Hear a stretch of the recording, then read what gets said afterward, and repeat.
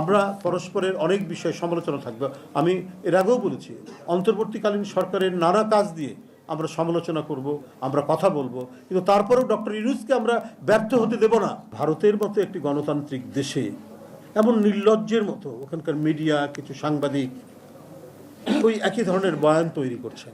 শেখ হাসিনা যেমন করেছেন, সে এক ফ্যাসিস্টের পক্ষ অবলম্বন করে বয়ান তৈরি করছে, এবং তাদের মনে হচ্ছে অনেক দিনের গুপ্তধন তারা যেটা মানে সঞ্চয় করেছেন, সেই গুপ্তধন যেন হাতছাড়া হয়ে গেছে।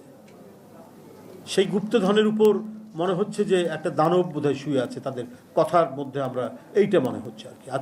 আজকে যে গণতন্ত্রের পথরেখা অনুযায়ী একটা গণতন্ত্রের চর্চা, অনুশীলন এবং একটা গণতান্ত্রিক রাষ্ট্র এবং সমাজের যে বিকাশ হওয়ার সম্ভাবনা যেটা তৈরি হয়েছে, এটা কোনোভাবেই তারা করছেন না, কি বলে, এটা সহ্য করতে পারছেন না।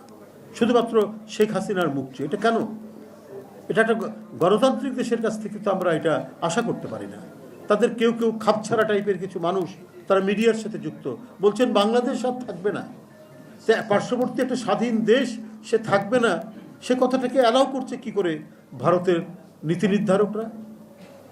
এবং এই যে শেখ হাসিনার যে বক্তব্য, তাকে আশ্রয় দিয়েছে, ঠিক আছে, সেটা দিতে পারে, কিন্তু তাকে ফ্রি হ্যান্ড দেওয়া, যে সে বলবে বাংলাদেশের বিরুদ্ধে, বাংলাদেশের এখানকার যে পরিবর্তন হয়েছে সেখানে তার মন গড়া কথা বলছে, উস্কানি দিচ্ছে, মানে একটা অরাজকতা তৈরির প্রচেষ্টা চালাচ্ছে, এবং সেটা চালাতে গিয়ে যে প্রতিক্রিয়া হচ্ছে, সেই প্রতিক্রিয়ার আপনার পক্ষে অবস্থান নিচ্ছে ভারতের পলিসি মেকাররা। এটা অদ্ভুত ব্যাপার।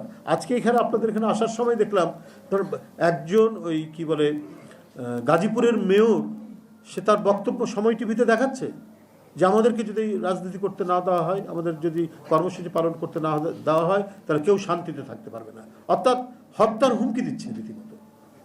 তো এই সাহসটা কে দিচ্ছে? সেই সাহসটা দিচ্ছে আপনার পার্শ্ববর্তী দেশ থেকে শেখ হাসিনা উস্কানি দিচ্ছেন, এবং তাকে সাপোর্ট করছে তাদের পলিসি মেকাররা। এটা তো বাংলাদেশের সার্বভৌমত্বের উপর সরাসরি হস্তক্ষেপ, ভয়ঙ্কর রকমের হস্তক্ষেপ। এটা একটা স্বাধীন গণতান্ত্রিক দেশের উপর আরেকটি স্বাধীন রাষ্ট্র, এটা তো চরমভাবে আন্তর্জাতিক রীতি নীতি সমস্ত কিছু লঙ্ঘন করে এই কাজটি করছে। একটা মেয়র যার ব্যাকগ্রাউন্ড হচ্ছে, সে না কোনো ভালো কলেজ, ইউনিভার্সিটি বা কোথাকার ছাত্র ছিল, বা ছাত্র আদৌ ছিল কিনা জানি না, তাকে মেয়র বানানো হয়েছে।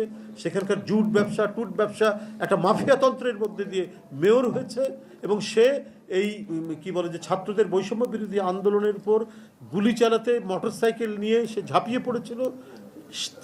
সে এখন প্রতিনিধিত্ব করছে শেখ হাসিনা, এই ধরনের একটা মাফিয়া টাইপের একজন ব্যক্তি।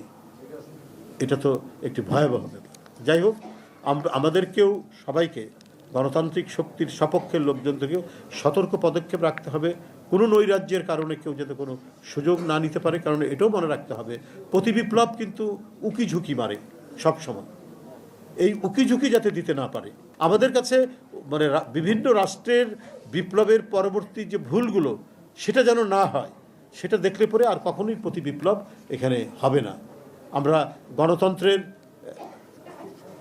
রাস্তা দিয়ে আমরা এগিয়ে যাব, এবং দেশ বিরোধী, গণতন্ত্র বিরোধী এবং আমাদের সার্বভৌমত্ব বিরোধী, আমাদের ইতিহাস, সংস্কৃতি, আবহমান বাংলার যা কিছু আছে, সেইটার চর্চা, অনুশীলন এবং সেটিকে নিয়ে আমাদের এগিয়ে যাওয়ার ক্ষেত্রে আমরা কখনোই অন্যের হস্তক্ষেপকে মেনে নেব না।